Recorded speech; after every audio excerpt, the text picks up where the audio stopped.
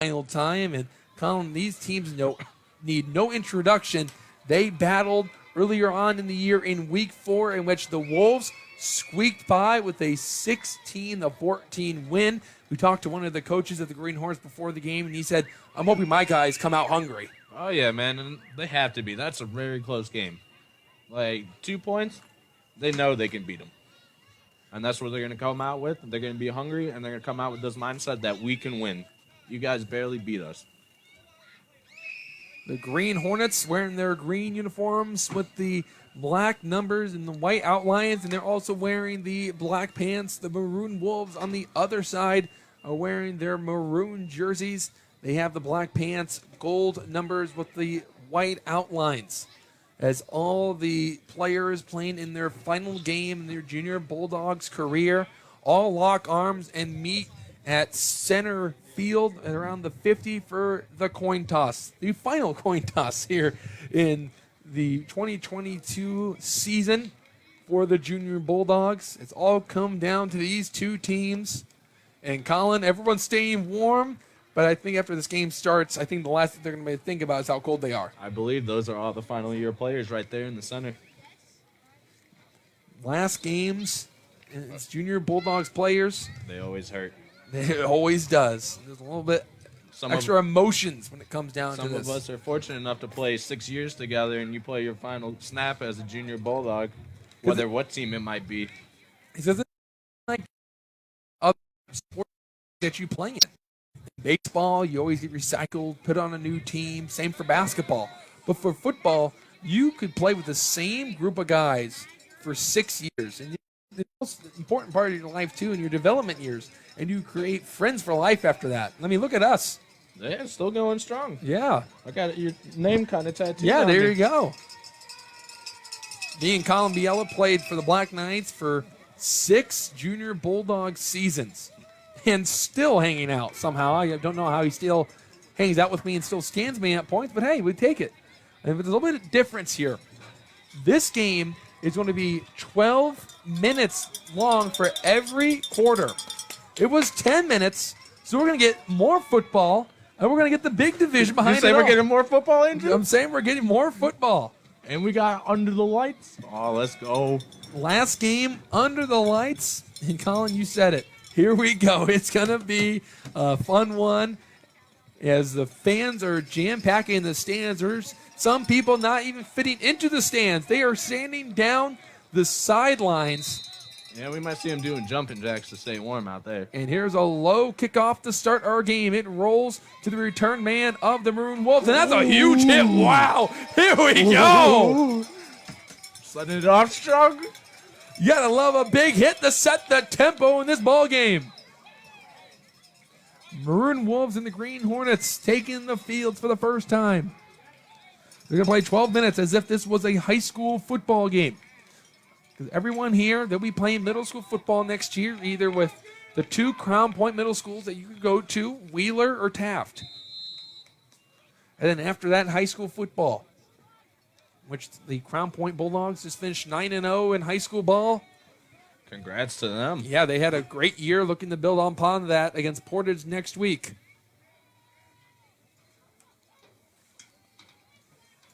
Put a man in motion. Quarterback under center in the I formation. They're going to hand it off to their big back, who cuts it inside. He's going down the sidelines, and he gets a shoelace tackle. Good effort. It was a handoff to Josiah Kependengi.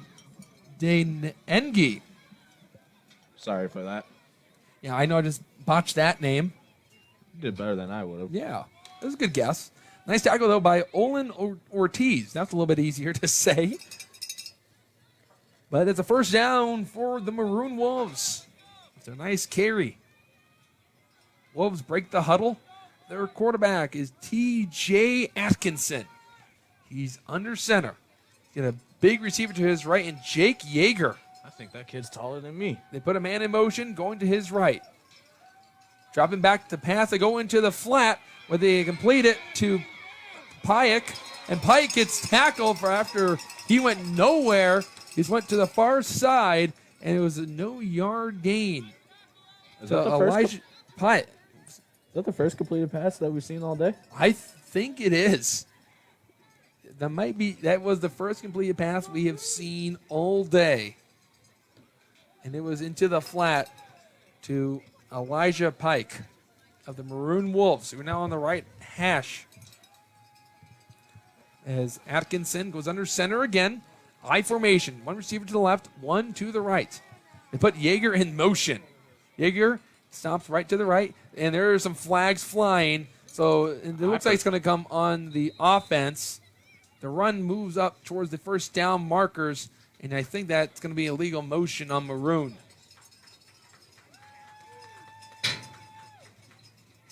And it is illegal motion on the Wolves. So they get pushed back 5 yards, and they're going to be facing a second down and long.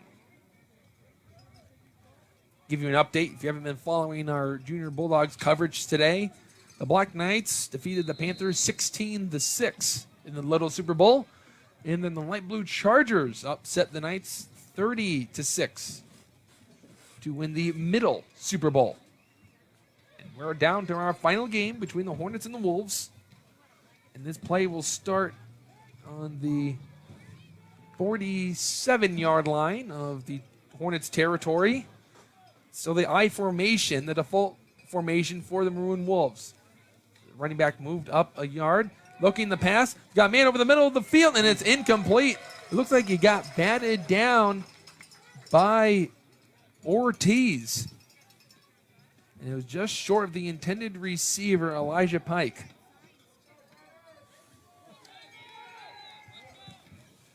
Third down. They're behind both sticks. They have to try to get to the 33 of the Green Hornets territory. The ball is spotted at the 47. 3rd and 14. There's a very good chance that you'll see a pass here from the Wolves. They put Yeager in motion. Yeager coming here to the near sideline. It's a handoff. And it's a 4-yard gain back to around the original line of scrimmage on this fresh set of downs. And it's 4th down. 4th and 11, Andrew. What do we think they're doing here?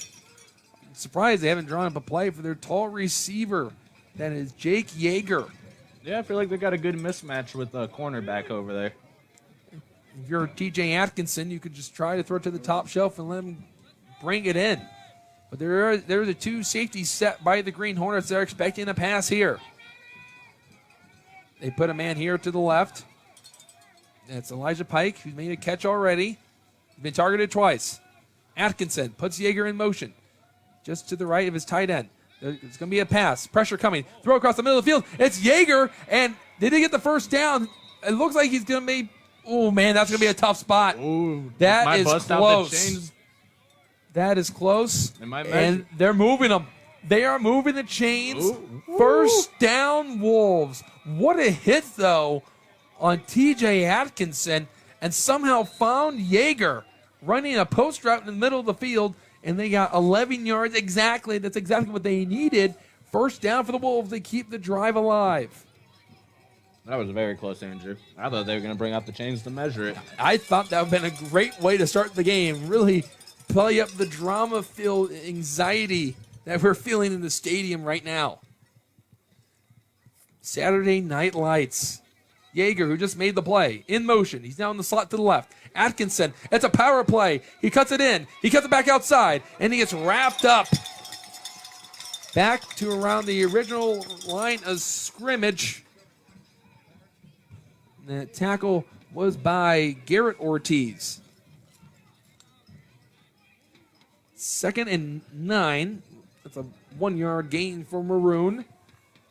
7:45 to go in the first quarter.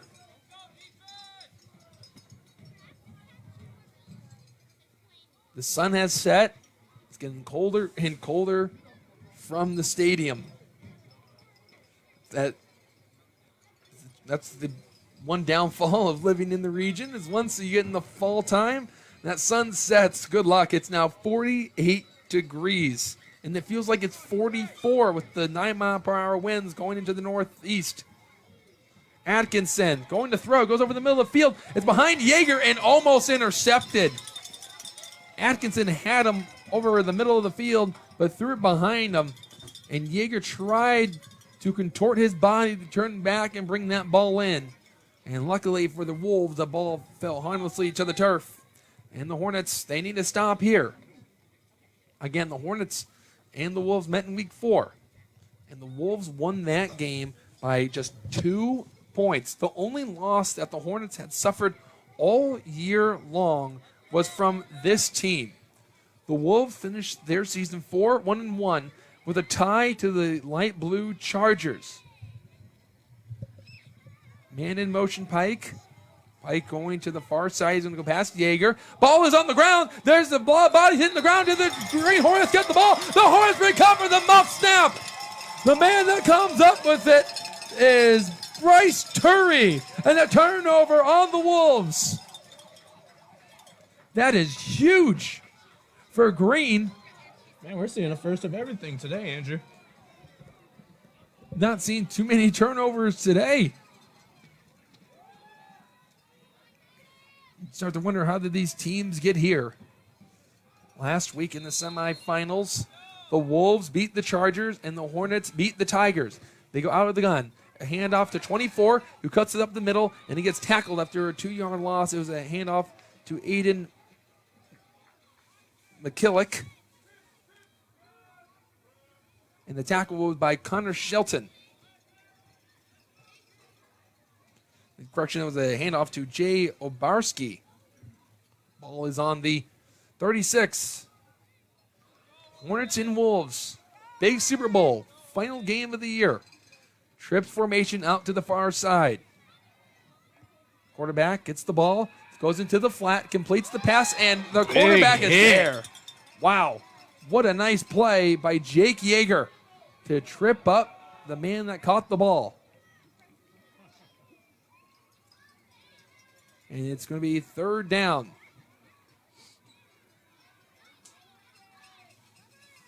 It's starting to get hard to see some of these numbers because of them being dark uniforms and dark colors on the dark night sky. Yeah, where'd you get those binoculars at, man? I need to pick me up a pair.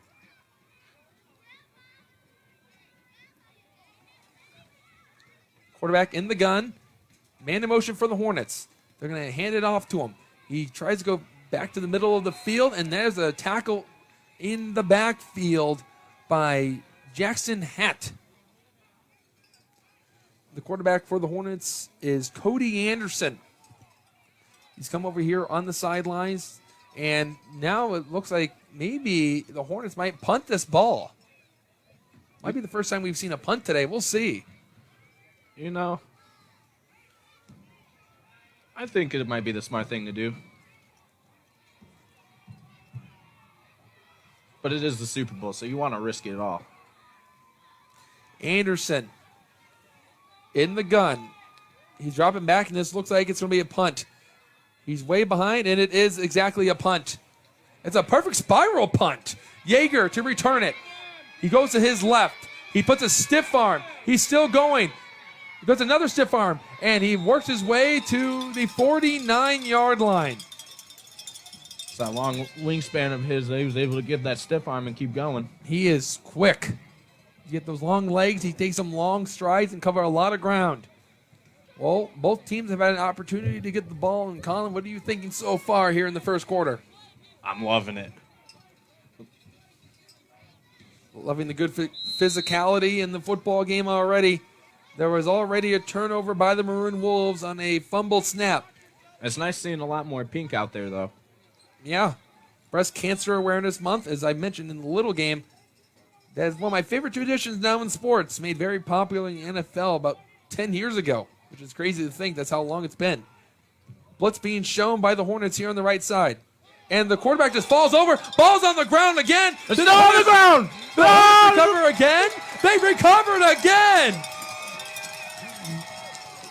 Football. TJ Atkinson tripped over somebody, and the ball hit the ground. And there was an initial scrummage for the ball, and then it popped away. And back-to-back drives by the Wolves have been cost on fumbles that was not forced by the Hornets.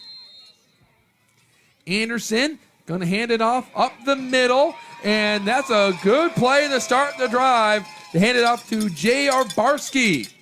The ball is inside the 35 to the 34. The Hornets are in Wolves territory after the second turnover by Maroon.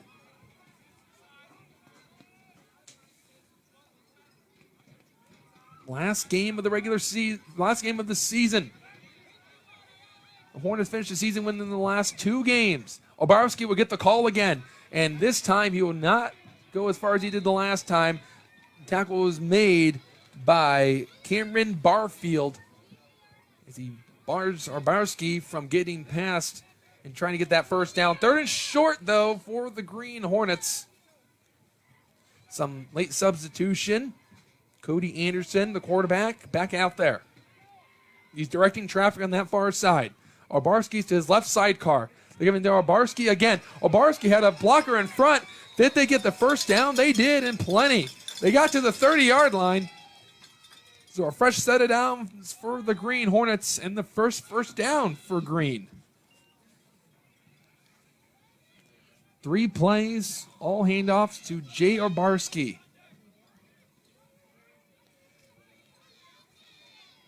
They break the huddle.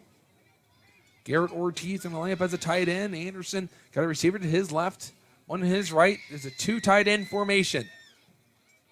Fake to Obarski. They hand it off to the tight end. That's a good trick play, and there is a flag.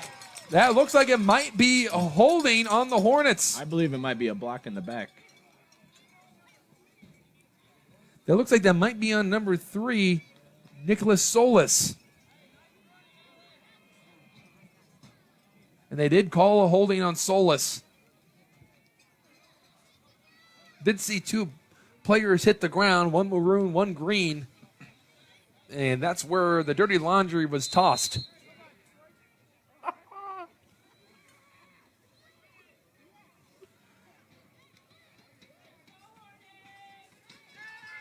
The Green Hornets keep going out of the gun. Handoff to Obarski. And Obarski is going to have forward progress. And we do have breaking news outside of the Junior Bulldogs world. The Alabama Crimson Tide just lost to Tennessee 52-49. A shootout down in Tennessee. They're going to be rocking tonight. Party like it's 1998, I guess, for the Volunteers. Everybody stay off Broadway because it's about to be crazy out there. Good thing I don't think anyone here or listening to this broadcast are going to be down in the state of Tennessee. But if you're a Tennessee fan, I know you're excited. But for the Green Hornets, they're facing a 3rd down, trips formation to the left. They're looking to the right. They go over the middle of the field. That is going to be way overthrown. The intended receiver in Garrett Ortiz, the tight end. 3rd down. Correction, that was a down ahead. Got too excited by the news of Alabama losing a football game. By the way, it's 3rd and long for the Hornets. They're behind both sticks. 2 receivers to the left, 1 to the right. Anderson's going to hand it off to his running back up the middle. He goes to his left, and he gets tripped up at around the 26-yard line. 4th down with 1.5 minutes to go in the first quarter. Watching the Region Sports Network, we're happy to have you with us. Andrew Mild, Colin Biella will be on the journey with you tonight in this final game of the 2022 and the 70th season of Junior Bulldogs football. That's crazy to think that it's been 70 seasons. 7 decades. Handoff. And that's a fake. They have a man open down the field. And a wide throw from Anderson. He got what he wanted. He froze the safety and the linebackers, had a man run down the sidelines wide open, but he just could not connect to him. Turnover on downs. A little bit of sloppy play to start this big Super Bowl.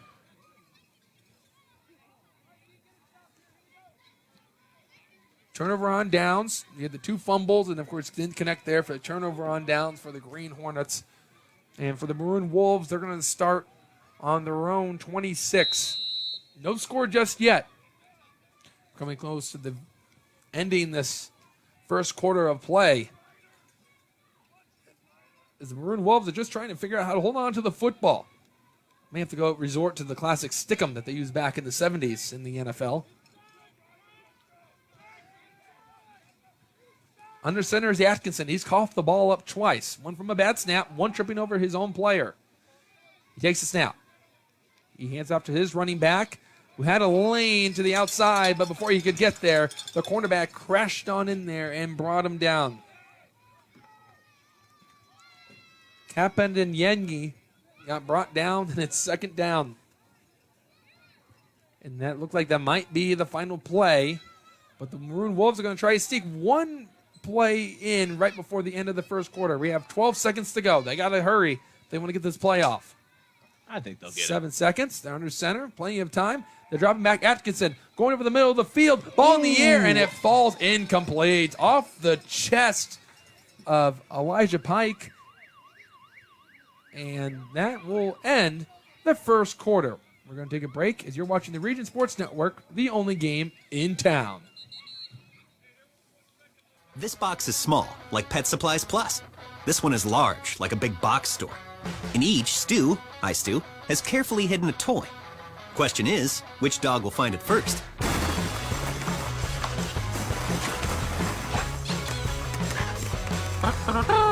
Ta-da! Moose, no! You were so close.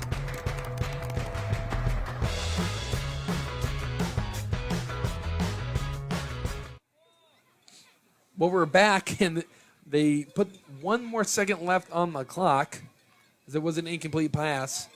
So 1 second to go. This will be the final play of the first quarter, and then we will send it to another break. Maroon Wolves are facing a third down. 39 it looks like to me. Yeah, about 9 yards ago, just inside where the fresh set of downs had started. And it's an end around to Yeager. Yeager got some open field and a convoy. He cuts it to the outside. He makes a man miss. Another stiff arm. Another stiff arm. He extends. And he fought for that first. First down for the Wolves to close out the first quarter.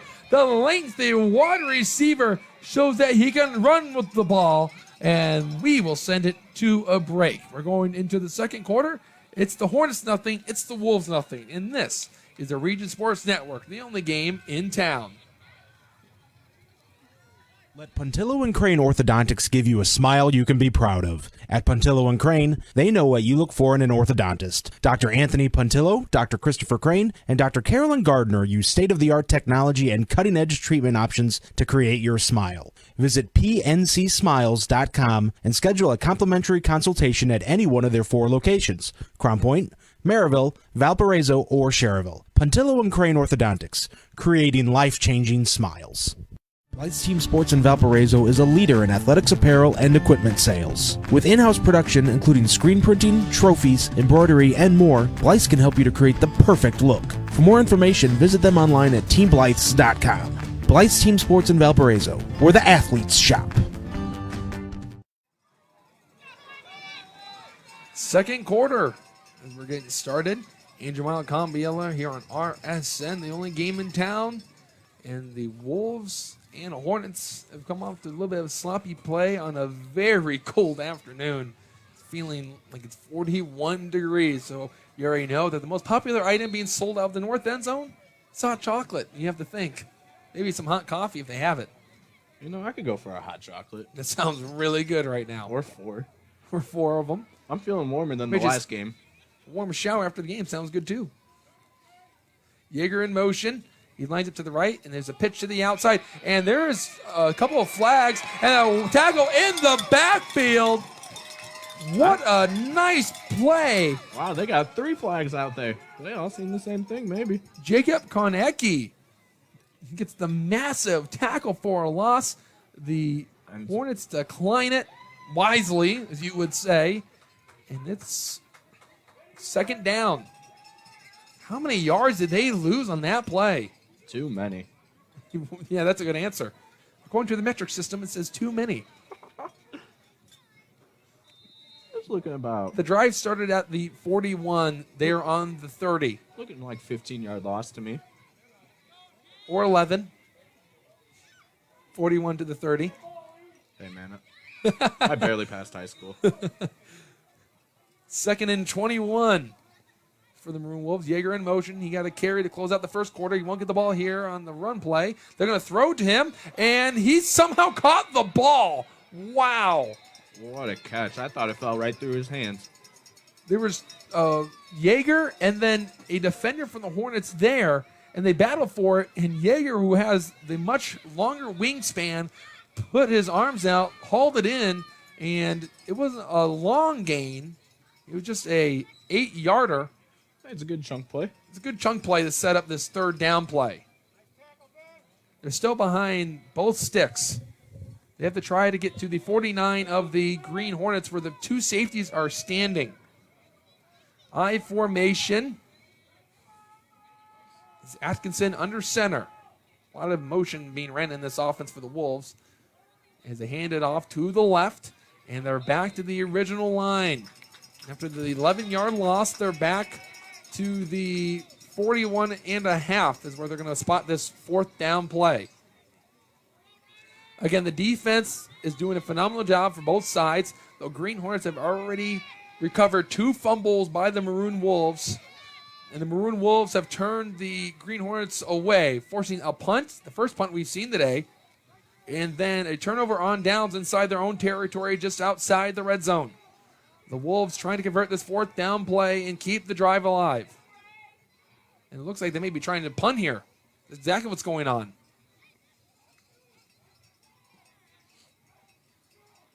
And there's a late substitution. I think they only had 10 men on the field. They did. High snap. Still able to catch it. And it's a low punt. And it's going to be Oh, it's a good punt, though. The return man, ball on the ground. He falls on top of it, and I'm not sure why at that point. But the ball is stopped at the 26 by Green. Colin, these two teams, they battled it out in week 4. There's a 2-point difference, and you're starting to see that both sides are hungry to get a win. For the Wolves, they're trying to win their second game against the Hornets, a team that only lost 1 year all year long. And for the Green Hornets, they're trying to get a revenge win and a championship all in one. Yeah, man, they're playing great offense and defense. They're moving the ball far enough, but it's coming down to punting or trying to convert on fourth down. They haven't been able to find the end zone yet. It's a handoff, bouncing it to the outside, and it's Jaeger again making a difference on defense. What can he do? As he tackled J.R. Barsky in the backfield for a 1.5 yard loss. 2nd and 11 coming up for the Green Hornets. Going back to that first punt, man, that was a beautiful punt, how well the ball spiraled.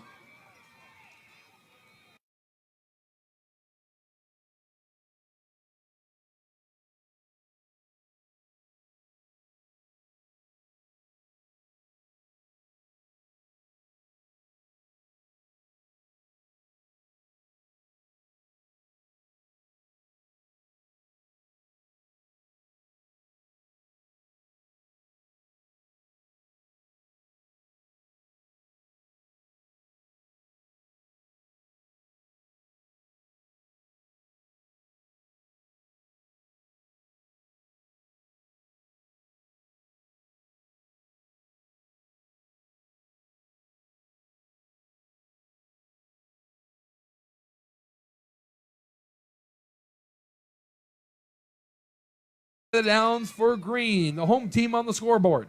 You know, going back to the overtime, man, I could go for 3 of it. I'm loving this.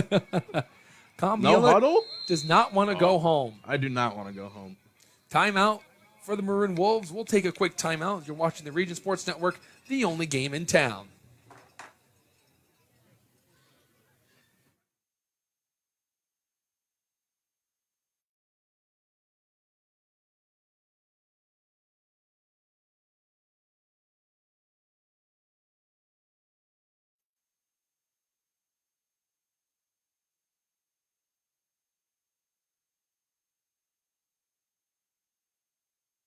Are you a steel hauler? Come work for Area Transportation. You must have a current valid Class A commercial driver's license and at least 1 year of recent verifiable steel hauling experience and at least 2 years of recent verifiable interstate experience operating a commercial motor vehicle. Call recruiting at 1-855-400-6939. That's 1-855-400-6939. 8:13 to go after the timeout was burned. It is first down for the Green Hornets after Torres ran it. And Obarski bounces off a defender. He's somehow on his feet, and he just tries to work back to the line of scrimmage, but instead he lost 2 yards as the Maroon Wolves got in the backfield and the heartbeat. And Obarski was just turned away. Nothing you could really do there when you have 2 Maroon Wolves on him by the time you touch the ball. I guess you could say there was a pack of wolves in the backfield for Maroon. But back and forth we go. This feels like it could be a Junior Bulldogs classic. Look at that substitution. What was that, 5 guys that just went in? Yeah, in hockey they call that a line change. I think that's what we just saw for the Green Hornets. 3 receivers here to the left, the trips formation. There's a running back to the left sidecar for Cody Anderson, the quarterback of this Hornets team. They hand it off to Torres, and Torres just works it back just past the original line of scrimmage. And they're going to say he got to the 39.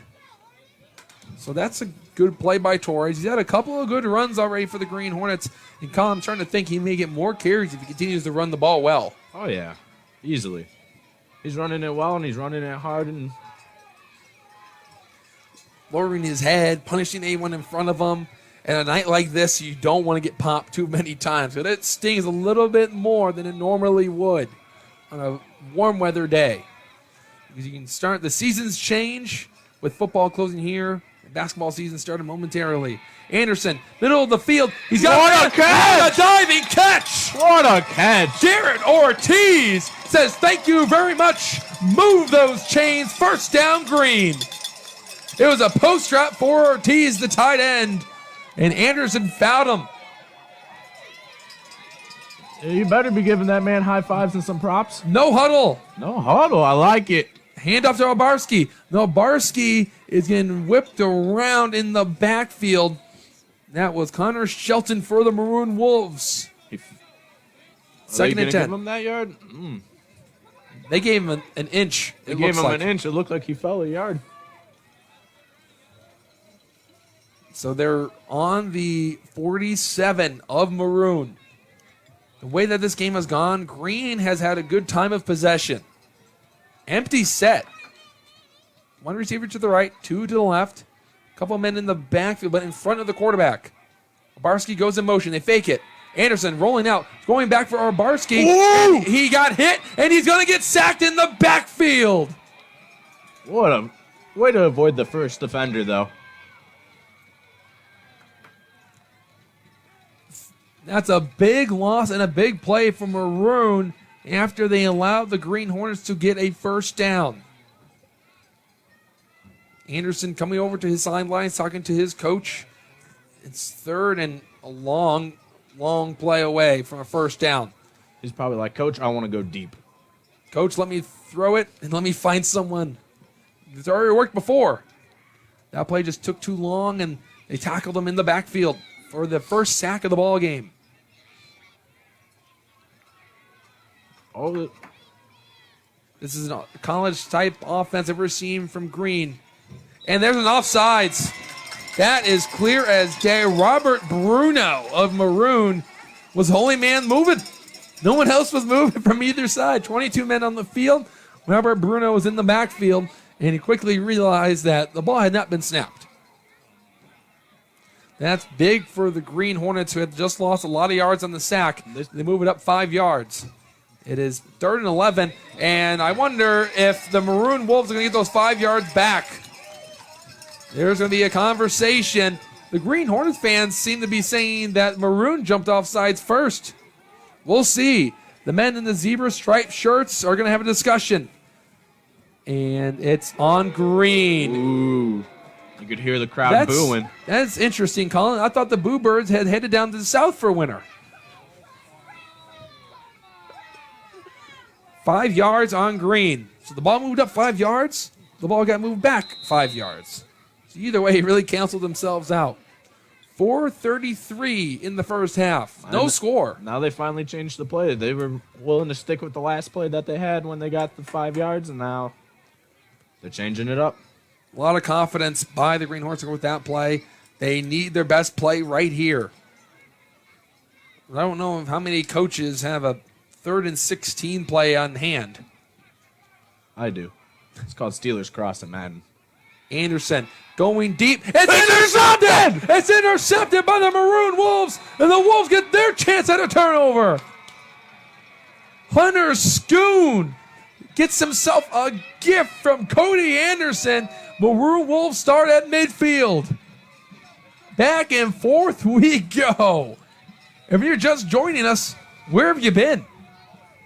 The only reasonable excuse is you were watching Alabama and Tennessee, but this game is pretty exciting in itself. The big Super Bowl is living up to the big expectations coming into it. Both teams only losing one game all season long. The Hornets' only loss was to this Maroon Wolves team. The Maroon Wolves are waiting for their left guard to come into the game. And here we go. Yeah, you might need him. Yeah. And he did not cross the ball, and now there's a flag. What? And they're going to call a false start on the Maroon Wolves. What? Wow. How does that work? There was a player for the Green Hornets that jumped, and then the Maroon Wolves snapped the ball, and then the back judge tossed his flag, and Maroon lost 5. Andrew, I need an instant replay. I always thought my understanding is if a defensive player drawed an offensive player offsides, that was now 5 yards on the defense. If they had changed that rule. No, they didn't even. There's a handoff. I don't even know. They're going to the outside. He's losing yards, and what a play by the Green Hornets. They're flexing their muscles on defense as Garrett Ortiz gets a round of applause from his teammates and some high fives and some chest bumps. And the crowd loves what they just saw. More yards lost by the Maroon Wolves. They're going backwards. That's the wrong direction. I've been seeing that a lot today, though. From both sides, the defenses are standing strong. If you love defense, you've enjoyed the games that we've saw today here at the Junior Bulldogs facility, especially the little and this big game. I formation for the Wolves. They snap it. An exchange in the backfield. Got a head of steam. And he is finally wrapped up at around the 47.5-yard line, we'll say. It is still 3rd and long. We'll say this is about 3rd and 12 for the Wolves, as they're inside their territory, but just knocking on the door of the 50-yard line and trying to get into green territory. The last time the Wolves were in green territory, they fumbled a snap and allowed the Green Hornets to recover it. We've now seen 3 turnovers in the game. 2 fumbles by the Wolves, 1 interception by Green. Atkinson goes under center. He gets the snap. They hand it off to Isaac Moore, and Isaac Moore will work his way to the 49. Timeout by Green, because that was a 3rd down play. It is now 4th down in a 0-0 game. There's a minute 37. And Colin, I'm really interested to see if the Green Hornets can move down the length of the field and score a touchdown before the first half ends if they get the ball back here. It really just depends on whether they want to come out and punt or they want to come out and go for it. You're talking about the Maroon Wolves in that situation. I am. Right, because they could either go for it here and be a little bit gutsy. Why not? They have all 3 timeouts to work with. But you could also punt and pin Green back and then show confidence in your defense to say, hey, guys, we need you to close out this first half and let's get into the second half. Yeah, the last punt that Maroon had, it might have been a little ugly, but it really pinned them back. It was a low liner, to say the least. And it had a good roll for the Maroon Wolves. Great bounce, threw off the returner. But now you're starting to wonder if maybe Maroon may just come out and see if they can get in the jump off side since they're working with 3 timeouts. If you get 5 yards then, and it looks like it's now 4th and about 8 yards to go, it'd be 4th and short, and then they'd really have to decide if they want to go for it here. Number 5, T.J. Atkinson comes out. High formation. 1 receiver to the right, 1 to the left. They're going to go for it, and there is a flag. They give it to Yeager on a pitch. Yeager has a swarm of Hornets, and he's going to get brought down. He gets body slammed like a rag doll by Bryce Torrey, but we have dirty laundry all over the field. The Green Hornets coaches are coming out from their sidelines to talk to the referees, and I'm wondering to see what this play is. False start and holding. Both decline. First down for the Hornets. And they're going to start on the Maroon Wolves 40. So here's your situation. No score. There's no score. The Green Hornets have 2 timeouts. A minute 24 to go. They have to go 40 yards down the field. But you're facing a Wolves defense that has been playing very well against your offense. What's it going to take to score that first touchdown? It's going to take perfection because they already have 1 interception to their name against this quarterback. It was Hunter Schoon, number 80, that made that play. Cody Anderson, who threw the interception, the quarterback for this Hornets team. It's a little risky not having a safety over the top. Oh, they're going to hand it off? They hand it off on the play. Back inside. What a nice move by Jay Orbarski, and that's a first down for the Green Hornets. A minute 14 to go. Did you see him break that guy's ankles? It was a really nice move. The clock is now rolling after they set the chains. Anderson is going for a handoff, but we got a player down. Yeah, you have a player down. That's exactly what happened. The referees had no choice but to blow the whistle. The Green Hornets were about to hand the ball off again to Arbarski, and that player just went down immediately. He had no time to get off the field, so he just laid down, and the referees had no choice but to blow the play dead. Well, at least he's walking off on his own power. Yeah, that's obviously good news, but that's the player that we've been talking about. That's Hunter Schoon that had made the play on the previous drive of the Green Hornets, turning them away with their interception by Schoon, who's been playing the linebacker for Maroon. But that slows down the tempo of the Green Hornets, so that hurts the Hornets a little bit. But still good news that Schoon got off the field. Of course, that is priority number 1 for both sides here in this Junior Bulldog Super Bowl. The third and final one. Clock rolling. Close to just a minute to go.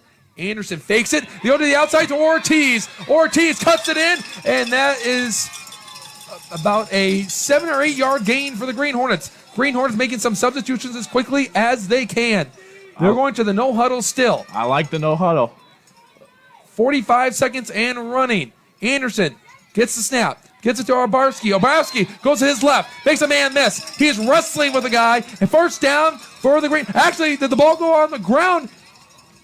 Whoa! The Wolves have the ball. The Maroon Wolves have recovered the fumble. Arbarski coughs it up. That is now 4 turnovers in this ball game. 2 on each side. Wow. The Green Hornets had a really good opportunity. They were marching down the field. They started at the 40 of the Wolves. And another error by this team has kept it scoreless for both sides. The clock is still rolling. 27 seconds to go. You have to think that the Maroon Wolves are going to be happy with just getting out of this first half with no score. Air it out. And they just got a handoff to their running back and move it to the 20-yard line. And Colin Lamp looks like that is the end of the first half in the big Super Bowl as both sides are heading down their sidelines into the corners. And what a first half it was. No score. Woo-hoo-hoo. You're here in the crowd for the Green Hornets and the Maroon Wolves. They love what they saw. Tough, gritty, blue-collar football from Crown Point, Indiana. It just isn't them, man. I love what I saw. We're going to go to the halftime show. No scores. You're watching the Region Sports Network, the only game in town. This box is small, like Pet Supplies Plus. This one is large, like a big box store. In each, Stu, I Stu, has carefully hidden a toy. Question is, which dog will find it first?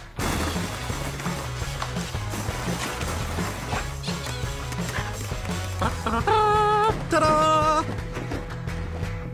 Moose, no! You were so close.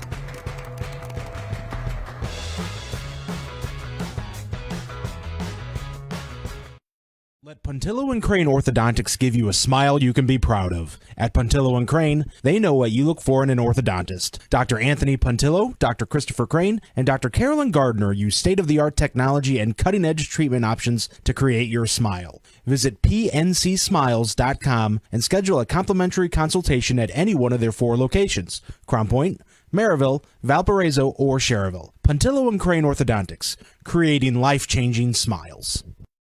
Hi, I'm Crowell Company's Lantern Man. I'll cover your motorcycle. I'll be with you on the water. I'll be with you on the snow. I'll cover your insurance needs wherever you go. I'll be at Crowell Agency from 9 a.m. to 9 p.m. As Crowell Company's Lantern Man, I'm your insurance superhero. Crowell Companies, the insurance professionals in Highland, Maryville, and Michigan City. From schools to stadiums, hospitals, and bridges, everywhere you look, union carpenters are building Indiana. With jobs and skilled trades in high demand, there's never been a better time to start building your future. As an apprentice, you'll earn a debt-free college degree, earn while you learn, and receive great benefits like health care and retirement. So what are you waiting for? Visit carpenters.com to learn more. Visit carpenters.com and start building your future today. Thinking about what to do after high school? Consider a career with Boilermakers Local 374. As a Boilermaker apprentice, you'll earn while you learn. We offer excellent wages and benefits, and as part of our no-cost hands-on apprenticeship program, you'll learn from the best in state-of-the-art training centers and on the job. Become a union Boilermaker and get on your way to a great career. Find out more, visit www.local374.org or call 219-845-1000. Did you know? They decorate over 210,000 cakes a year. Did you know? Their butcher will cut your meat your way. Did you know? They have trained floral designers in store. Did you know? They will make your wedding cake. Did you know? They have a variety of deli bakeable entrees. Did you know? Their online app has coupons and so much more. Who does that? Strachan Van Til. Now you know. Thank you for taking me home. It's so far. Don't worry about it, Grandma. This will be fun. 2 chocolate milkshakes, please. Make it 3. 3? Did you get his number? No, Grandma. Grandma! Excuse me. Some relationships get better with time. That's why I got a Crosstrek. 97% of Subaru vehicles sold in the last 10 years are still on the road. I'm so glad you got a Subaru. I wonder who gave me the idea. Oh. Love. It's what makes Subaru, Subaru. Check out the new Subarus at Castle Subaru in Portage. Welcome back into the booth, Andrew Mild and Colin Biella.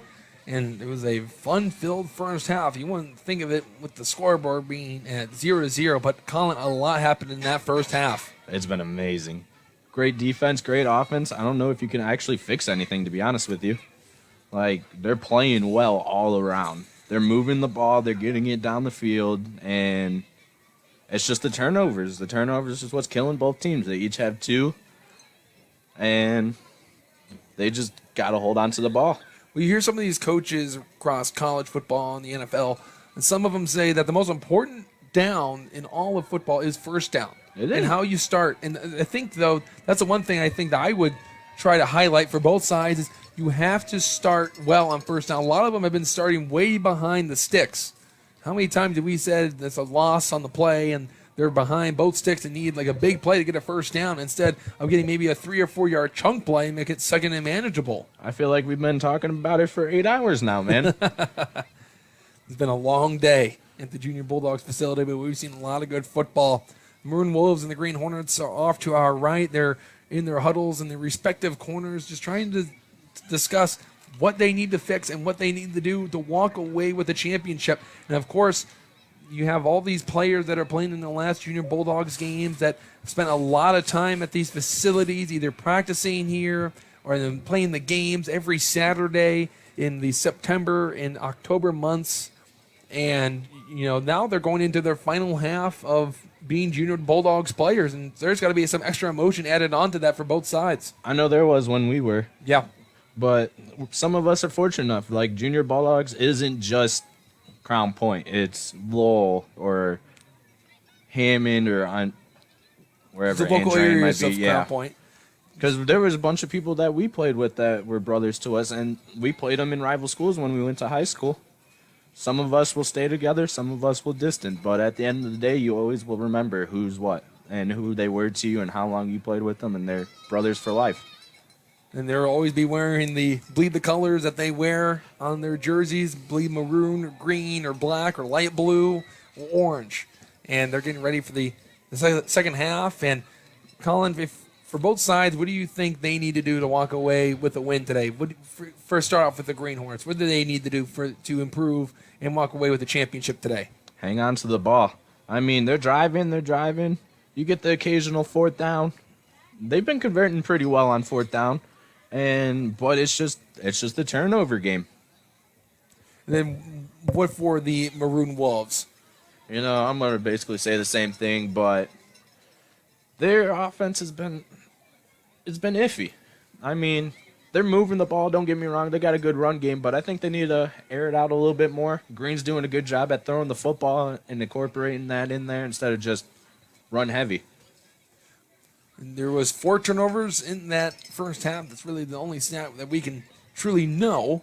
And there was 2 fumbles by Maroon and 1 interception and 1 fumble for Green. 1 was extremely costly as Green was marching. They were just outside of the red zone. They have been the first team inside the red zone, but it was coughed up on the bad handoff exchange. We are going to send it to a break. It's no score from Crown Point, Indiana, as you're watching the Region Sports Network, the only game in town.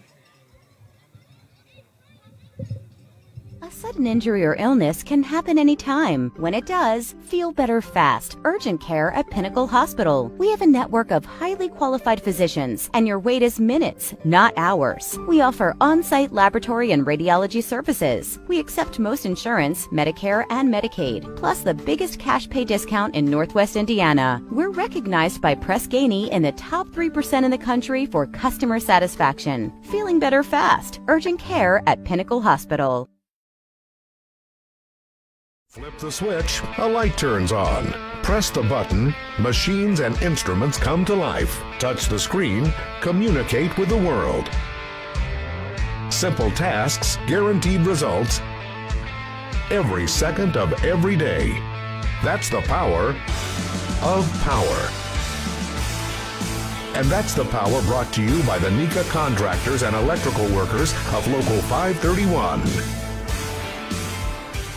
Are you a steel hauler? Come work for Area Transportation. You must have a current valid Class A commercial driver's license and at least 1 year of recent verifiable steel hauling experience and at least 2 years of recent verifiable interstate experience operating a commercial motor vehicle. Call recruiting at 1-855-400-6939. That's 1-855-400-6939.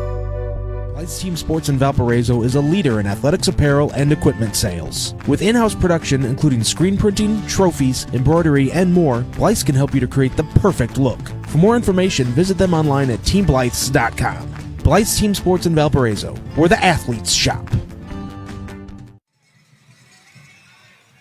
You hear from the commotion. The halftime show is over.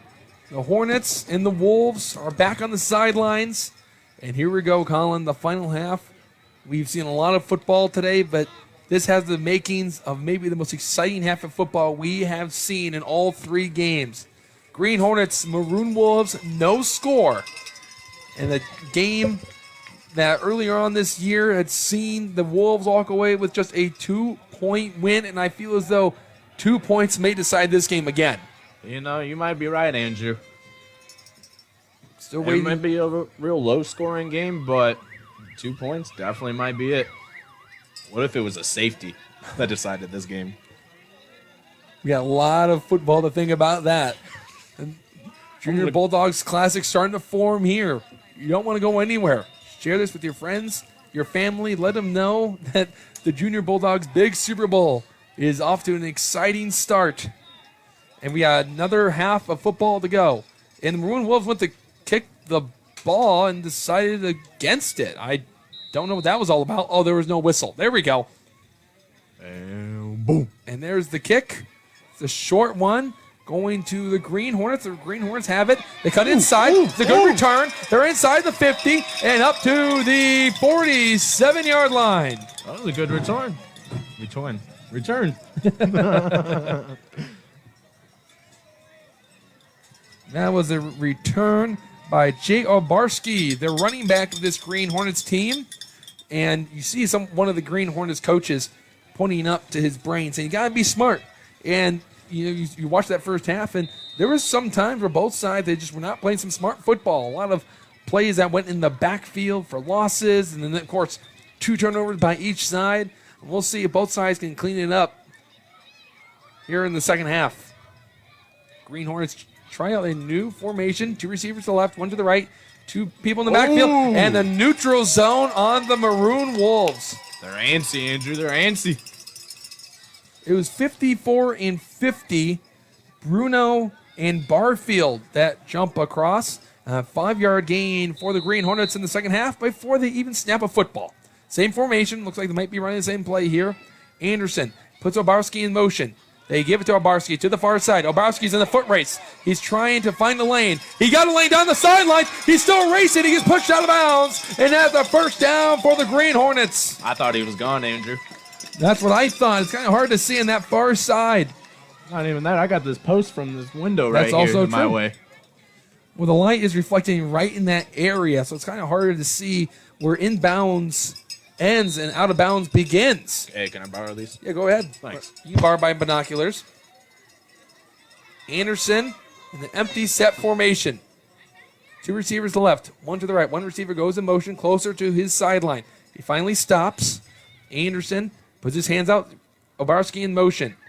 They fake to Obarski. It's a keep for Anderson. Anderson gets a good run, but he's still going, and they got 7 yards, I would say. Started at the 32. They're going to pop at the 25. Have you brought these to every baseball game that you ever gone to? No, I started using it for football.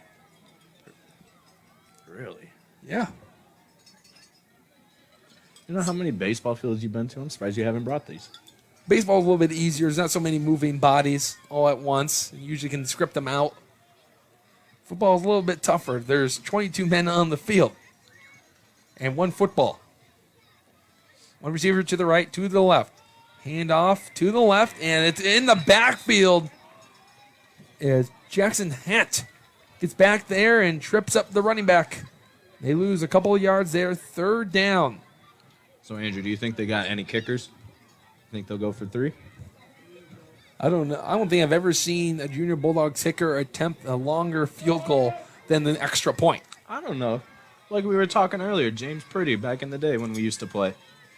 Handoff up the middle, and that didn't go very far. That's maybe just a yard or 2 for the Green Hornets. 4th down coming up in this first drive of the second half.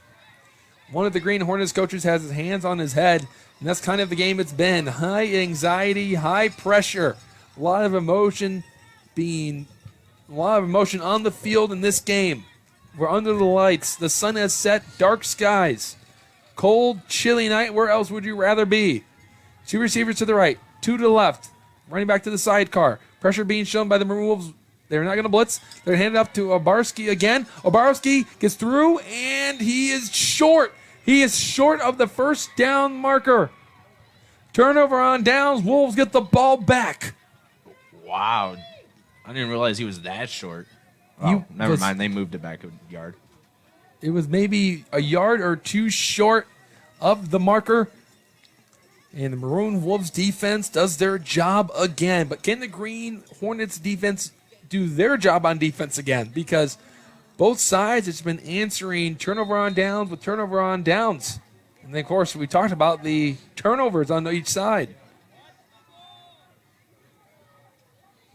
Maroon Wolves line up in their I formation. They stack the right side of the line.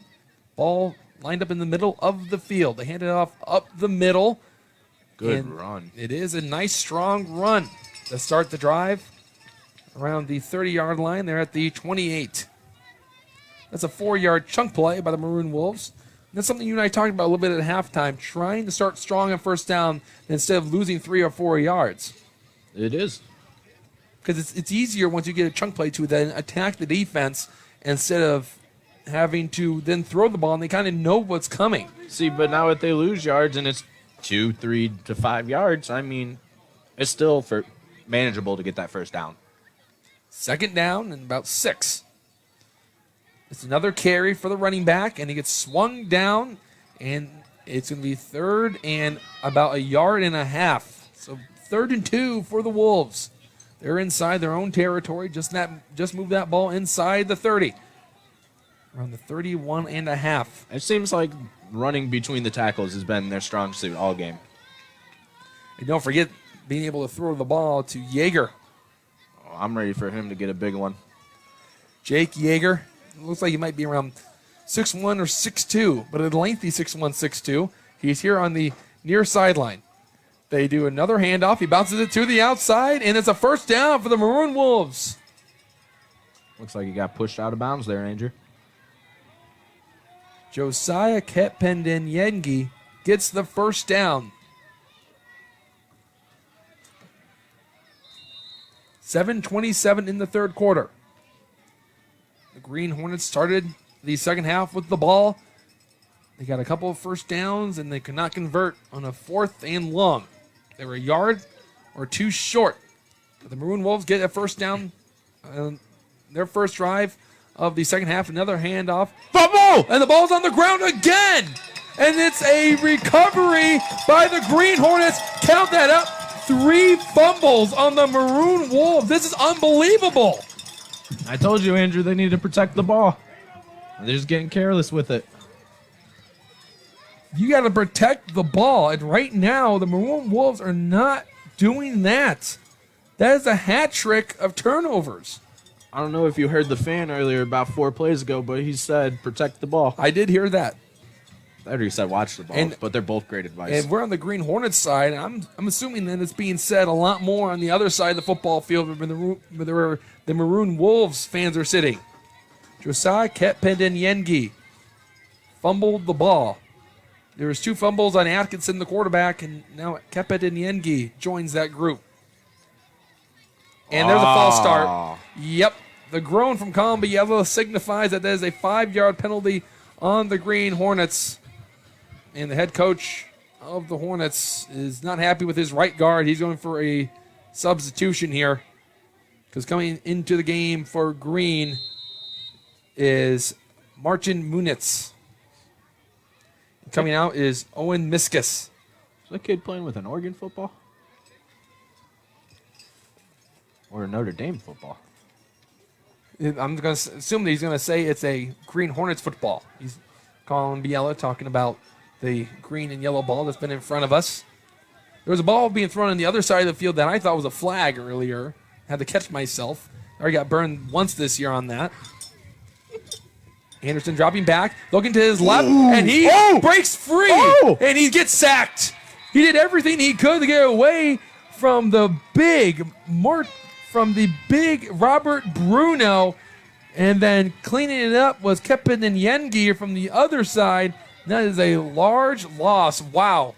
5-yard loss, and then more on the sack. The Green Hornets are on their own 45-yard line. Anderson out here giving respect to Bruno for that big play right there. It is 2nd and 25 for the Hornets in green.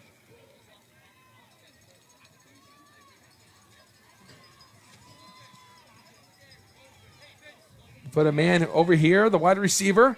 Another receiver out to the right. There's a running back to the sidecar of Anderson, the quarterback. And here comes the blitz. It's an end around to Ortiz. Ortiz going down the far sideline. He's got a lane. He's in a foot race. And he gets pushed out of bounds. First down, Green Hornets. Oh, my goodness. What a play to make that up. Cesar Torres, got the carry And he moves those chains. Great run. Way to make up for that last play. For the last 2 plays. For the false start and then the large sack that went for 10 yards. It was 2nd and 25, and he's all the way up to the 15. They're inside the red zone. Anderson handed off to the left, and that is going to be swallowed up by the Maroon Wolves. It was a handoff to Jay Orbarski.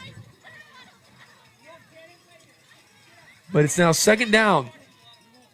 Under 5 minutes to go in the 3rd quarter. We still have no score. Both sides have all 3 timeouts. The Green Hornets, after a great run by Cesar Torres, are inside the red zone. The Hornets had an opportunity earlier in the game in the first half, but they coughed the ball up. Man in motion. They give to Orbarski on the end around. Orbarski cuts it in. He's still going, and he gets tripped up. Andrew, we're going to see our first score of the night. We're getting awfully close after every play. The man at the bottom of that was Elijah Pike from the Maroon Wolves. He'll get credited with the tackle. Anderson coming from his sideline. His team is tied with the Wolves at no score, but they have their best chance right here. It's 3rd and about 5. There's going to hand out. There's a fake handoff. There's a man open. Off his hands. Off his hands. He had 6 points wrapped up. What a play by the defender. It looks like that might have been Ben Armstrong on that play, the intended receiver. But here we go. It is 4th down. This is the biggest play of the night. And the way that Colin Biela is reacting to it, bouncing up and down in his seat, he's excited to see what happens here. He's the biggest fan in the stadium tonight. 2 receivers to the left. There's 1 to the right. I might be a little cold, Andrew. It might be both. Keep you warm. Anderson, empty set. There's a man in motion. They're going to fake it to him. It's a keep by Anderson. He's going to his left. He's going to get to the end zone. Touchdown! Hornets! What a run by Cody Anderson. He high steps as he crosses the threshold. And it's 6-0 for the Hornets. Man, oh man, listen to this crowd.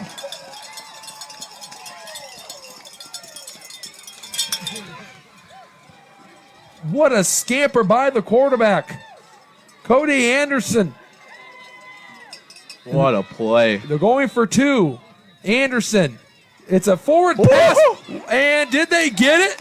They did. You see that backwards underhand pitch? He threw it to Garrett Ortiz as he went to his right, pitched it in front for a pass. Ortiz got a block, and he's into the end zone. High fives all around for the Green Hornets. They have an 8-0 advantage with 3:48 to go in the 3rd frame.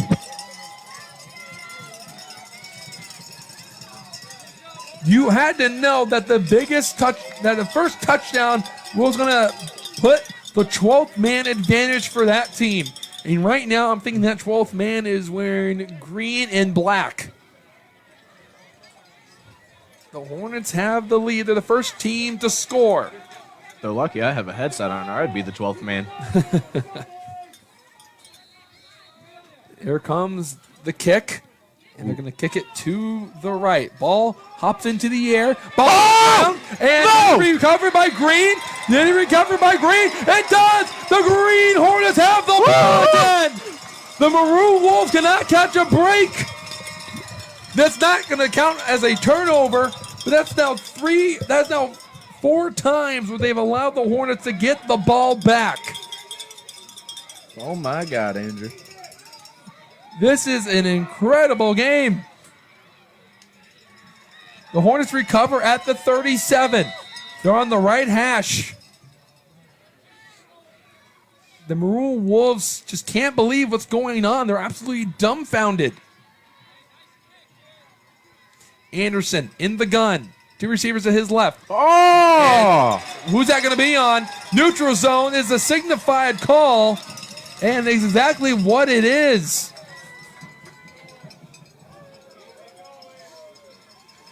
the Maroon Wolves just not playing disciplined football tonight. They've had numerous times where they've jumped off sides, and of course 3 fumbles, and they've allowed the Green Hornets to recover. Hornets run the ball up the middle, and they got a first down. 6-yard gain on the play to Obarski, and you can move the chains for Green. 3:14 in the third. Hornets up 8-0, and they got the ball right back.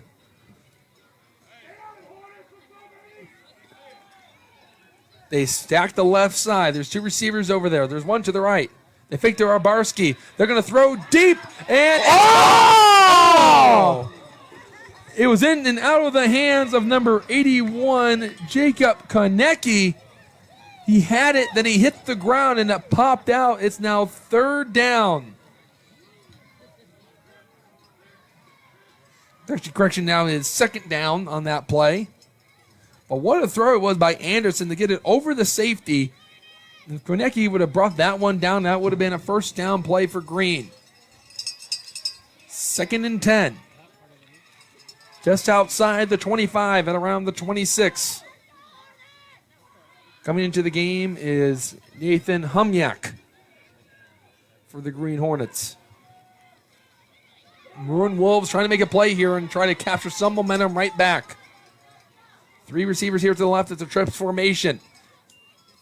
Here's the blitz. Hand up the middle. Makes a man miss. And it's a nice run. They're inside the red zone. 3rd and 3. There's a flag on the play. There is a flag, and was it a holding? Missed the call from the head referee. But either way, it's going to be coming back.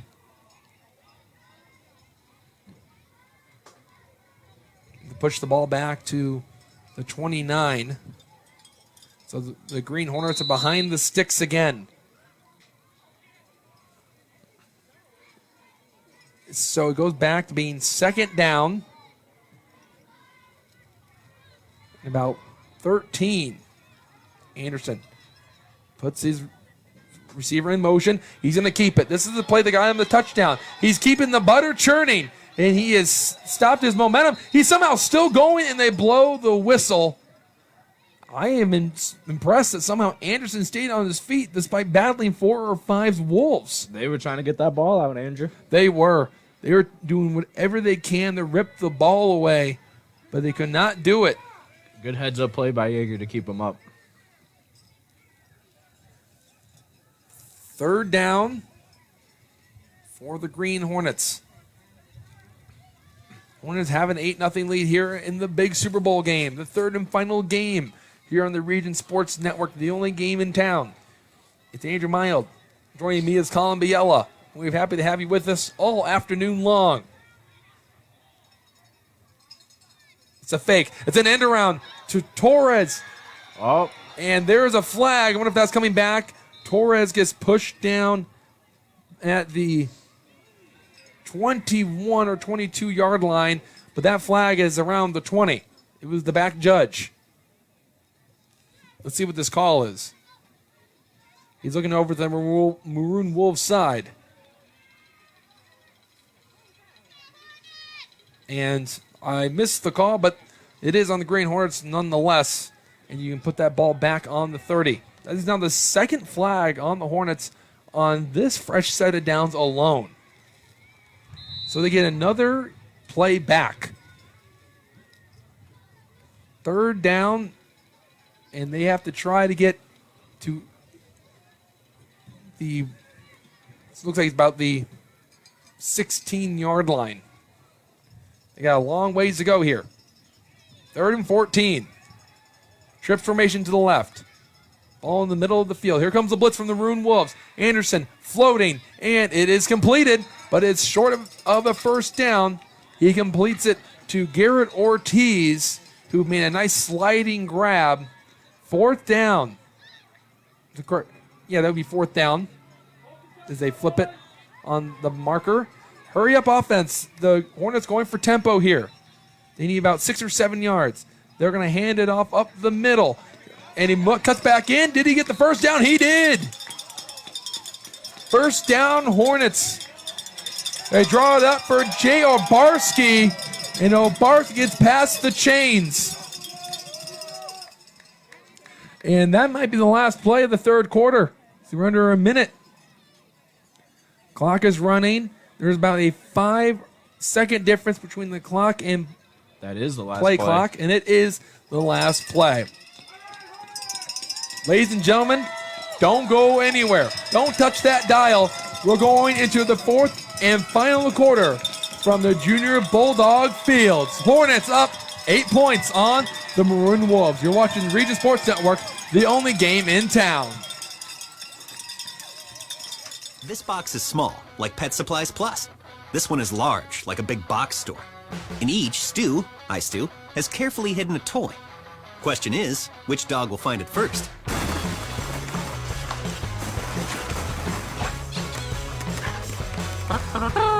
Ta-da! Moose, no! You were so close.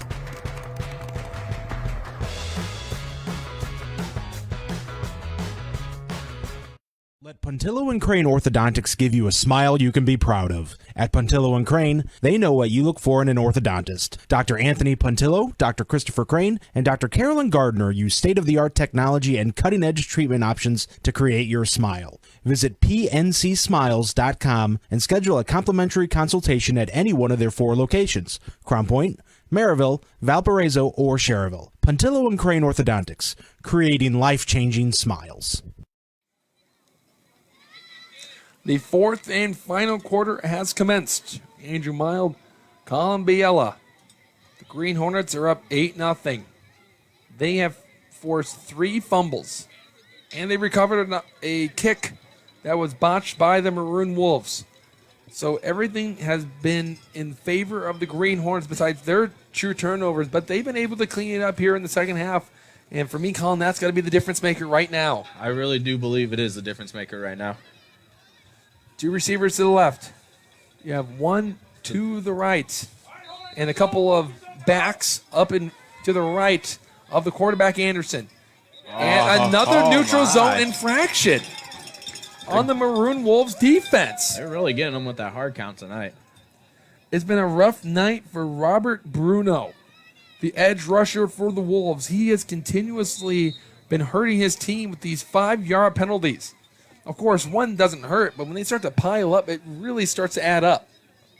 I want to say that's 15 yards this drive. 2 receivers to the left. The Maroon Wolves trying to punch in another touchdown with 12 minutes to go. They held up 4 quarters to signify the most important quarter. The fake and getting slammed down is Anderson by Robert Bruno. Bruno got in the backfield, grabbed him by the waist and threw him down. It's now 2nd down. It was a play that scored a touchdown on their last drive. That time Bruno was not having it. Tempo offense by the Hornets. They don't waste no time on offense. 2 receivers left, 2 to the right. They give it to their running back. And again, it's Bruno in the backfield bringing down Obarski. And Colin, here's the fun part. He lost 5 yards for his team, but he got all 5 yards back. I don't think I've ever seen a defender do that single-handedly. It's been a first for everything tonight for us, Andrew. Usually for the defense, when they lose yards on the penalty, it's hard because they don't have an opportunity to gain the yards back. Offense does. Another fake to Obarski, and they throw it way short. It was a forward pass, so it is incomplete. 4th down. They're trying to go into the flat for Nicholas Solis, but it was way too short. 4th down and 10. They're inside the 15-yard line, but they need to get to the 4 of the Maroon Wolves to get first and goal. What kind of plays are going to take for the Green Hornets? The Maroon Wolves, they've been battling adversity all night long. But if they can get a stop here, maybe they can get some taste of momentum. They've lacked it. Here we go. Anderson going to throw. He's going deep for the end zone. He's on the man. Touchdown Hornets! Oh my goodness! Nicholas Solis was wide open, and the Maroon Wolves can't believe it. They needed one more stop. But Cody Anderson hooks up with Solis. It's 14-0 Green here in the fourth quarter of the big Super Bowl. What a pass. What a route. Got to give that guy credit for that. They're going to go of the middle, and it is incomplete, intended for Garrett Ortiz, the tight end. It is 14-0 with 10:51 to go. Both sides have 3 timeouts. But for the Maroon Wolves, they need to clean it up. They're running out of time, and it's running down really quickly. They have now allowed 2 touchdowns in the last 2 drives from Green. And the Wolves have just been struggling with some mental mistakes, whether it be false start penalties, whether it be the fumbles that they've had. And, of course, they had a kick recovered by the Green Hornets after the Green Hornets scored a touchdown. But they need to clean it up quick, because they're running out of time, and that margin of error is starting to shrink. There's the kick. Low liner. It's caught by the Wolves, and he gets hit immediately. Great kickoff coverage, as that was a nice tackle by Benjamin Ames, as he tripped up Hunter Schoon, who had an interception earlier on in the game. He is down at the 42. 14-0. The last game of the 2022 Junior Bulldogs season for any team. We've already seen 2 great Super Bowls today. The littles between the Knights and the Panthers. The middles between the Chargers and the Knights. And what else? Another great one from Crown Point between the Hornets and the Wolves, and we're not done yet. They drop back the pass. They throw over the middle, and it is caught, and it's a first down. That is a different quarterback for the Wolves. That is Hudson Smith going to Elijah Pike, and it's a first down. They're already in Hornets territory, and now you're seeing the Wolves trying to implement a more high-tempo offense here. It's still Smith. He takes the snap. He's rolling out to his right. Pressure getting to him. He throws a jump ball, and it's incomplete. It is incomplete. There was 2 Wolves in the area. One was Yeager, and I'm thinking the other one might have been, that's TJ Atkinson, who had started as the quarterback today. And it looks like he may have gotten his hand hit on the play, and he's still dealing with the hit. It is probably because of the cold that it's stinging. They're going to line up 3 receivers to the left.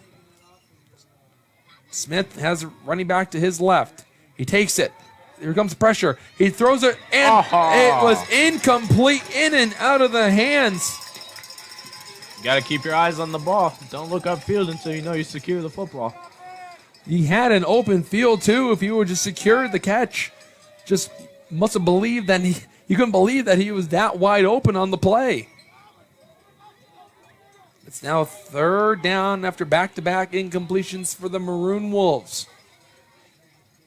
They're down 14. They need a quick score. There's 9:51 in the game. All 3 timeouts. Hudson Smith directing traffic. He's bringing all of his receivers to the left side. Atkinson, Yeager, and Pike. He takes it. It's a pitch. It's a flea flicker. That's a fumble. Fumble as it recovers. And the Green Hornets, 4 fumble recoveries. I can't believe what I am watching. Bryce Torrey was the first one there and put the hit on Atkinson on a slow developing play. The Wolves cannot catch a break. And the Green Hornets, you can start hearing their fans in front of us starting to rumble a little bit. They're starting to feel it. They score another touchdown here. Feel it. It'd be a 3-possession game. Yeah, that was a hard hit. But they are now 9 minutes away from claiming that Super Bowl championship. And then during all this, they are still pitching a shutout against the Maroon Wolves. They're going to start on the Wolves 41. And you have to start to wonder that if a touchdown from the Hornets here would be the stinger that would end this game. One receiver to the left, one to the right. And it's going to be a handoff up the middle. He makes a man miss. He cuts back inside. He spins. He's still on his feet. He's going to the outside, and he finally gets brought down, but it is a first down. 12 or 13 yards on a nice rumble from Jay Obarski, who, Colin, for me, has had a much better second half than he did in the first half. Must have felt bad after he fumbled that ball to close out the first half. That might have resulted in some points for the Green Hornets. But the Green Hornets have flipped the script here in the second half. They have scored 2 touchdowns on 2 consecutive drives. They're trying to make it 3 straight. And the third one might be the backbreaker for the Maroon Wolves. 2 receivers to the left. There is a tight end to the right. Another handoff to Obarski, puts his foot in the ground, cuts to his left, and he gets about 4 yards there. 2nd and 6. The Green Hornets fans have had a lot to cheer about tonight.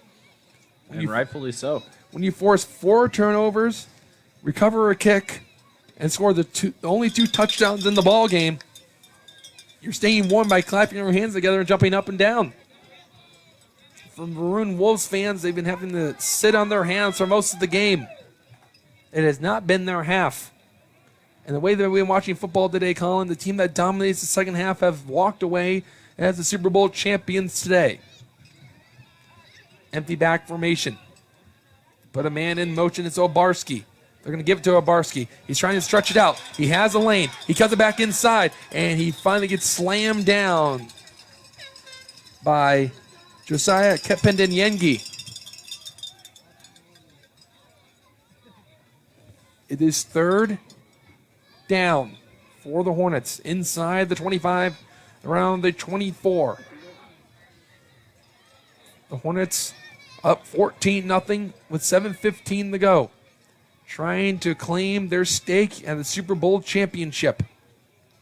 They're just waiting for the clock to run. The linemen were down and realized that they have plenty of time, that the Green Hornets are just going to keep milking that clock after that run play.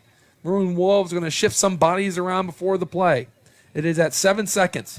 And the handoff to the running back, and he's just short of the first down. Another carry for Obarski. And it's going to be a 4th and short. But, Colin, I'm willing to bet that we're going to have to wait about another 35 seconds before another play is ran by the Green Hornets. And why not? You're up 2 possessions.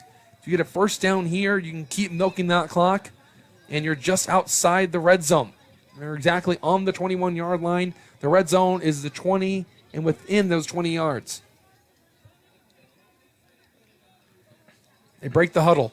16 seconds on the play clock. Still got some time. 2 receivers to the left, 1 to the right. They only have 10 men on the field, I think. Yep. Late substitution running onto the field is Cole Wilderwick. Hopefully they told him to play before he went out there, Andrew.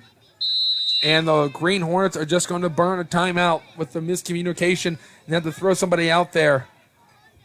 But the Green Hornets coaches have had to like what they saw today. They're 1 win away from winning the Super Bowl, but also completing a season in which they would finish 7-1. Just complete dominance over the big division this year by Green. But also they're playing a Wolves team that only lost 1 game all year long, and they tied with the light blue Chargers. And then they beat the Chargers last week to get here. And the Hornets defeated the Tigers, who finished at 3-3. And you start to feel for some of these players that are playing in their last game. They have 5:58 to go in their junior Bulldogs careers. Win or lose, you still have that same feeling at the end of the day. They'll always remember playing under the lights on this very chilly Saturday night on October 15th, 2022. We're ready to go. 4th and 1 to go. Man in motion. They're going to keep it with Anderson. Anderson being swung around. He's keeping the feet going, and the far side judge saying that they got the first down. They're at the 19, and you can move the chains. 5:50 now. Man, I love the sound of those cowbells during the game. You'd be a good Mississippi State Bulldog fan. Man, I don't know about that. That's what they're known for, is their cowbells. It's trying to sound a lot like Will Ferrell back on SNL in the 90s. You have a fever and the only prescription is more cowbell? Never seen that one. Well, you need to be cultured. That's what it sounds like, Colin. Well, I know what I'm doing after this game. I will show it to you after this game ends. Green Hornets, 1st and 10.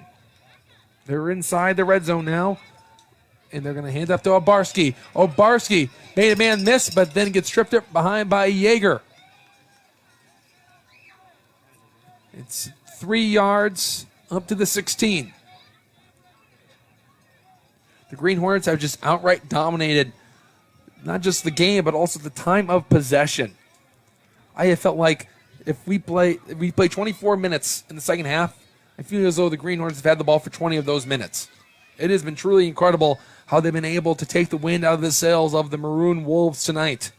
Not by just forcing those turnovers, but being able to just methodically move down the field and just keep chipping away at that clock. They've been doing a great job on hanging on to that ball.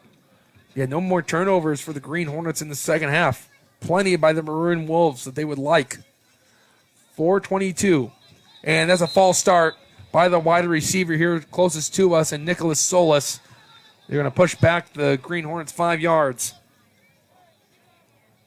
4:18 is where the clock stopped on that false start penalty.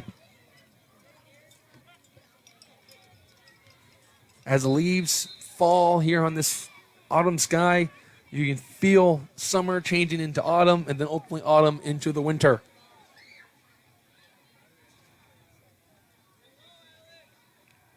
One receiver to the right, one to the left. Anderson looking over to his sidelines as they're changing up the play. That's what the Hornets like to do. Run up, see the defense of the Wolves, and then change it up. And the referees are not happy with one of the horns that the Maroon Wolves are blowing from their side. So I've never seen that, actually. As the referee had to walk over there and tell him not to blow that horn. And now the referees are going to blow the play dead because the Maroon Wolves just took a timeout. Have you ever seen that before? I have not, Andrew. That was definitely interesting, to say the least. I was like right before the play started that they started to blow the horn, and that can easily become a distraction. And the referees were not happy with it. Wolves burned their first timeout. They're down 14 to the Green Hornets with 3:46 to go. I was about to ask, what do you think they were going to do with that situation? Bump the clock back up and let it play? I'm not sure. Or were they going to have them snap it with 3 seconds left? Instead, it cost the Wolves a timeout. Only time I've ever seen that is at the Crown Point and Valpo sectional championship game back when Sasha hit the shot heard around the region. A friend of mine brought a cowbell, and they had to confiscate it from him until he can get it back till after the game. It wasn't the referees, of course, that told him to stop, but it was I understand why they had to do it. Let's just say that. It's only because it was inside. It was inside, exactly. If this was outside, it would have been fine. But, this was in the dead of winter when days end at 5 o'clock because of how short they are. And, of course, it was a big game that day between the Bulldogs and the Vikings. And what a shot it was that day. Now Sasha had a nice long career at Purdue and now playing overseas. Hand off, and it's not going to go anywhere. But what a half it's been, though, from Robert Bruno of the Maroon Wolves. And another timeout is going to be burned by the Wolves. Their second timeout of the second half. 3:38. They're just trying to buy their team some time. Some time for someone to make a big play and get that ball back. Yeah, he's trying to make his name known for the next level. And he's been making some great plays. He's been on the left side of the defense, creating havoc in the backfield of the Green Hornets. Maroon Wolves going to have a discussion in their sideline with some of the defenders, and the Green Hornets are having their discussion in the middle of the field. They're facing a third down. If they get a first down here, that might be it. Of course, there's plenty of time left on the clock, but the Wolves only have one more timeout to burn. Andrew Mile, Colin Biella on the Region Sports Network. We've been here for a long, long time, but we've enjoyed every second being with you and here at the Junior Bulldogs facilities, where they do a great job of producing some nice young men going into middle school and then high school ball. Not only that, but for the community. We'll be hearing about them for a long time. Exactly. There's a handoff in the end around, and he's trying to work to a first down, but he just gets past the original line of scrimmage. They're inside the 20 again. Fourth down. Looking. Jay Obarski. Say 4th and 8? I would say you're right. 4th and 8. Hey, man, can somebody turn off those lights so I can see that hash? Yeah, these lights cascade over the field, and again, you can't really see the yard markers on the far side and where the sidelines start, where inbounds ends and outbounds begins. Two receivers to the left, one to the right. Anderson in the backfield by himself, letting that clock run. We're under 3 minutes to go. Fourth down for the Green Hornets. They fake it. Anderson going to keep it. He bounces it to the outside. He's in a foot race, and Yeager brings him down. He wrestles down the quarterback. Turnover on downs. The clock stops at 2:37, and the Maroon Wolves need to march down they need to score quick. This line needs to block and protect for their quarterback. I don't even know if they have time to march down the length of the field and score. They just need to have a big play by somebody. And who is going to be that somebody? Hudson Smith. He's in the backfield. They got to go. 2.5 minutes to go. There's the snap. Smith going over the middle of the field, and it's thrown behind his intended receiver. And it looked like it might have been Atkinson, the original starting quarterback of the game. And it's second down. The clock stops at 2:21. The Green Hornets, Colin, are 3 stops away now from winning the Super Bowl. 14-0 in the big Super Bowl. Just throw up a jump ball. We do have the tallest man on the field to your advantage. Yeager to the right side. Smith, he's looking. He throws, and it's tipped away by the safety. Let's see who that was. And that was Jay Obarski that made the play. He knocked it away.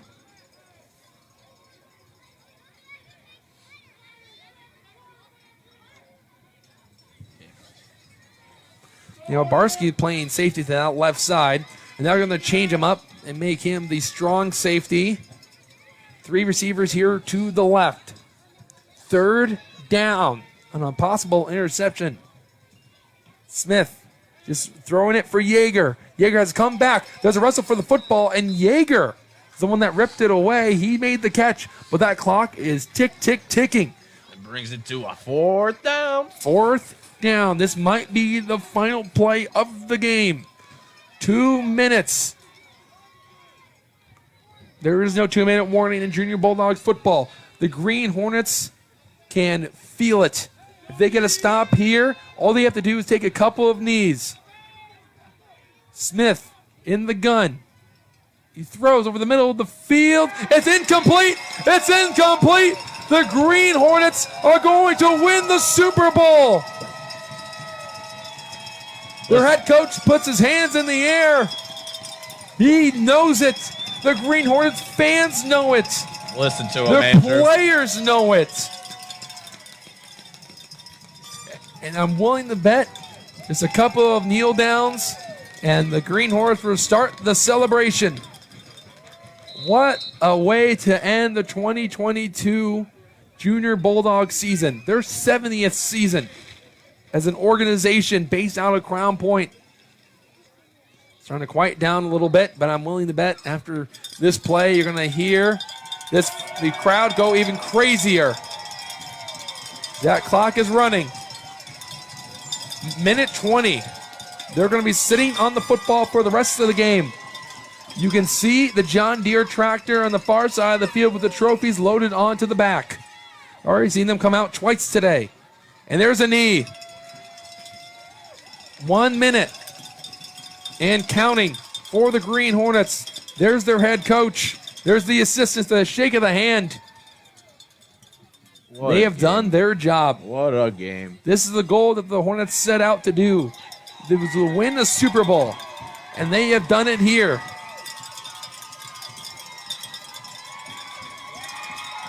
They're going to wait for that clock to hit 35 seconds and then take one final knee. There it is. Anderson knees it, and it's all over. The Super Bowl championship belongs to the Green Hornets as the head coach is drenched in water. There's ice all over the field. There's a player getting a piggyback ride. Hands shaking, players jumping, crowd cheering. The big Green Hornets bring the championship home. The Maroon Wolves just could not catch a break tonight. They fall short, one game short of becoming the champions. They're going to shake the hands. Then there will be a trophy presentation for both teams. What a season it has been for the Junior Bulldogs, and we're happy to have you here on Super Bowl Saturday for all three exciting games. Again, congratulations to the three champions today. The Little Knights, the Middle Chargers, and of course, the Big Hornets. Again, your final score here from the Junior Bulldog Fields. It's the Hornets 14. It's the Wolves nothing. We thank you for tuning in to the Region Sports Network. For Colin Biella, I'm Andrew Mild. We will see you next time here on the Region Sports Network, the only game in town. Have a good night and a good rest of your weekend. Gotta love football.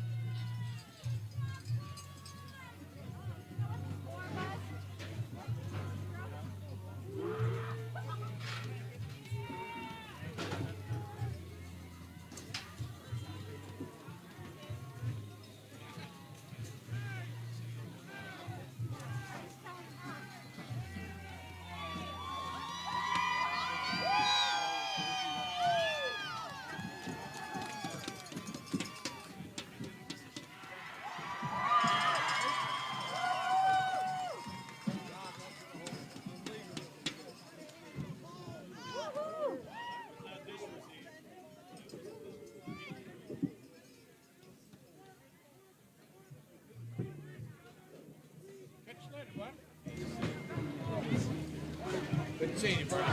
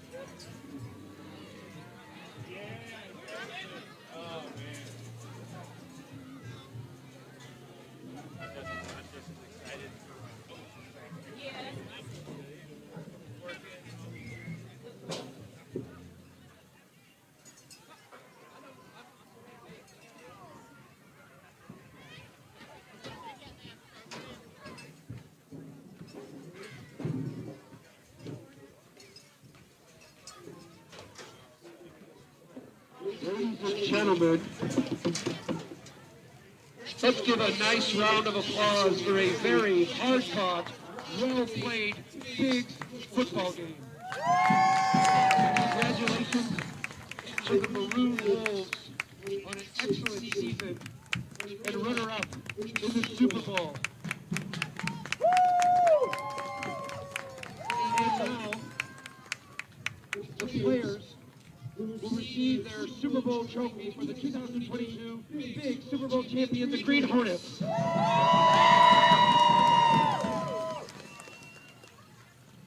First, Olin Ortiz.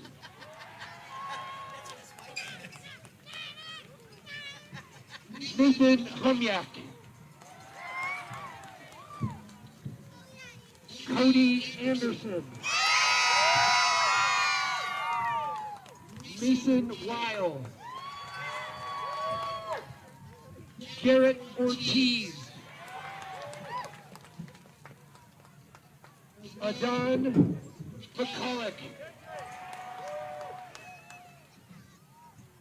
Ben Armstrong. John Dool.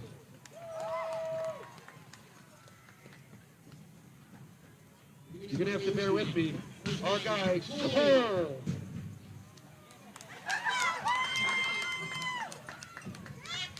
Jay Obarski. Alex Torres. Derek Nelson. Nikki Witham. Jackson Berber. Ethan Risky. Owen Dixis. Bryce Ture. Vince Mason. Emmett Peter. Gio Pintado. Benji Ames. Ryder Tubbs. Jake Konecki. And DeRay Carter.